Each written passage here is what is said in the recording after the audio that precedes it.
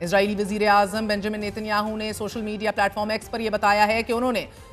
Jerusalem میں اسرائیل میں بھارتی سفیر جے پی سنگھ سے ملاقات بھی کی اور اس دوران سیکیورٹی اور معیشت کے شعبوں میں اسرائیل اور بھارت کے درمیان تعاون کو مضبوط اور وسیع تر کرنے پر بات چیت کی، جبکہ انہوں نے مزید یہ کہا ہے کہ میں نے بھارت سے آئے ہوئے سینئر صحافیوں کے گروپ سے بھی ملاقات کر کے ان کے سوالات کے جوابات دیے۔ بھارتی ٹی وی چینل NDTV کے مطابق ناظرین، نیتن یاہو نے اس بات کی تصدیق کی کہ مئی میں بھارتی فوجی حملے کے دوران اسرائیلی ہتھیار استعمال کیے گئے اور اس کے علاوہ مشترکہ طور پر تیار کیے گئے ہیرب ڈرونز اور باراک 8 میزائل بھی استعمال ہوئے۔ NDTV کے مطابق اسرائیل نے آپریشن سندور کی مکمل حمایت اور بھارت کے ساتھ تعاون کیا۔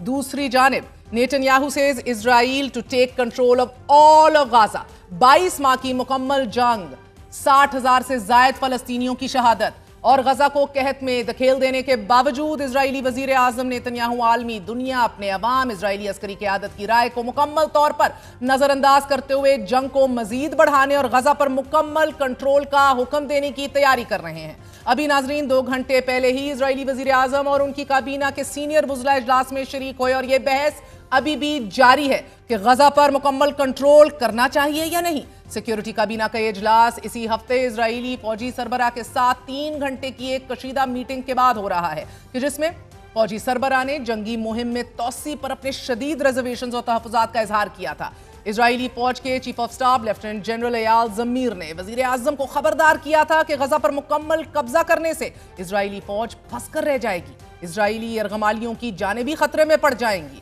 ریزرو فورسز میں پہلے ہی تھکن اور کمزوری پائی جا رہی ہے اور مکمل قبضے کا اقدام فوجی دباؤ کو مزید بڑھا دے گا۔ ان تحفظات کے بعد چیف آف سٹاف نے متبادل حکمت عملی دیتے ہوئے تجویز سامنے رکھی کہ غزہ شہر اور ان علاقوں کو گھیر لیا جائے کہ جہاں ممکنہ طور پر یرغمالی موجود ہیں، مگر نیتن یاہو اور اس کے انتہا پسند وزیر غزہ پر مکمل فوجی فتح کا خواب دیکھ رہے ہیں۔ اینڈ ایز وی اسپیک یہ گفت و شنید جاری ہے۔ میٹنگ میں عسکری اور فوجی قیادت کے درمیان شدید اختلافات کے باوجود مگر نیتن یاہو کے دفتر نے بیان جاری کیا ہے کہ اسرائیلی فوج سیکیورٹی کابینہ کے کسی بھی فیصلے پر عمل درآمد کے لیے تیار ہے، مگر اسرائیل کے اپوزیشن لیڈر یار لاپید نے نیتن یاہو کے غزہ پر مکمل قبضے کے فیصلے کو انتہائی برا فیصلہ قرار دے دیا ہے۔ غزہ پر قبضے کا 5 نکاتی مجوزہ منصوبہ منگل کو اسرائیلی سیکیورٹی اجلاس میں پیش کیا گیا تھا۔ ناظرین، اس منصوبے کے مطابق غزہ شہر کے قریباً 10 لاکھ شہریوں کو چند ہفتوں میں انخلا پر مجبور کیا جانا ہے اور شہری انفراسٹرکچر کو دوسرے علاقوں میں منتقل کرنے کے بعد فوجی کارروائی شروع کی جائے گی۔ دوسرے مرحلے میں ایک نیا فوجی حملہ شروع کر دیا جائے گا۔ امریکی صدر کی طرف سے پھر ایک تقریر کی جائے گی کہ جس میں انسانی امداد میں اضافے اور اسرائیل کے ساتھ تعاون کا اعلان کر دیا جائے گا اور یہ کارروائی 4 سے 5 ماہ میں مکمل کر لی جائے گی، مگر اس منصوبے کو لے کر عسکری قیادت اور اپوزیشن جماعت کو سنگین خدشات لاحق ہیں۔ اس تشویش کا اظہار بھی کیا جا رہا ہے کہ اسرائیل کے 50 سے 20 کے قریب زندہ ہاسٹیجز اور یرغمالیوں کی جان کو خطرے میں ڈال دیا جائے گا۔ اپوزیشن جماعت یہ تجویز پیش کر رہی ہے کہ اسرائیل عرب ممالک کو غزہ کا انتظام سنبھالنے دے تاکہ اسرائیل صرف حماس کے خاتمے پر توجہ دے سکے، مگر ابھی تک نیتن یاہو نے ان تجاویز کو مسترد کر دیا ہے۔ امریکی صدر نے بھی اسرائیل کو یہ کہہ کر کھلی چھوٹ دے رکھی ہے کہ وہ اسرائیل کے فیصلوں میں مداخلت نہیں کر سکتے۔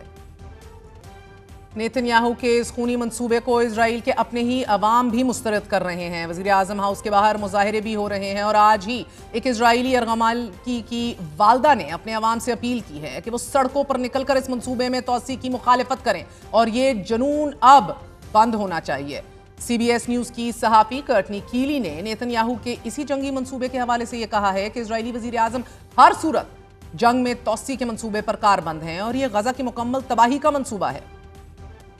آپ کو بتاتے چلیں، بنجامن نیتن یاہو نے فاکس نیوز کو انٹرویو دیتے ہوئے یہ دعویٰ کیا ہے کہ اسرائیل غزہ کا مکمل کنٹرول حاصل کرے گا اور پھر ہی کسی تیسری پارٹی، تھرڈ پارٹی کو اتھارٹی ہینڈ اوور کرے گا اپون ملٹری وکٹری۔ ناظرین، اس منصوبے کو لے کر اسرائیلی افواج نے غزہ پر بمباری تیز کر دی ہے اور گزشتہ 24 گھنٹوں کے دوران 135 فلسطینی شہید ہو چکے ہیں، ان میں سے 5 بھوک اور قحط کی وجہ سے زندگی کی بازی ہار گئے ہیں۔ ناظرین، غزہ میں بھوک سے شہید ہونے والوں کی تعداد 197 سے تجاوز کر چکی ہے۔ Mind you these are only the figures being reported اور ان میں 96 بچے بھی شامل ہیں۔ غزہ میں صحت و خوراک کا نظام مکمل طور پر تباہ ہو چکا ہے۔ ہسپتالوں میں خون کی شدید قلت ہے۔ بھوک اور قحط کی وجہ سے فلسطینی شہری اپنے عزیزوں کو خون کا عطیہ دینے کے قابل بھی نہیں رہے۔ عالمی ادارے صحت کا یہ کہنا ہے کہ ہسپتالوں میں 14,800 مریض ایسے ہیں کہ جنہیں فوری طبی امداد کی ضرورت ہے، اور اگر ایسا نہ ہوا اور یہ امداد نہ پہنچی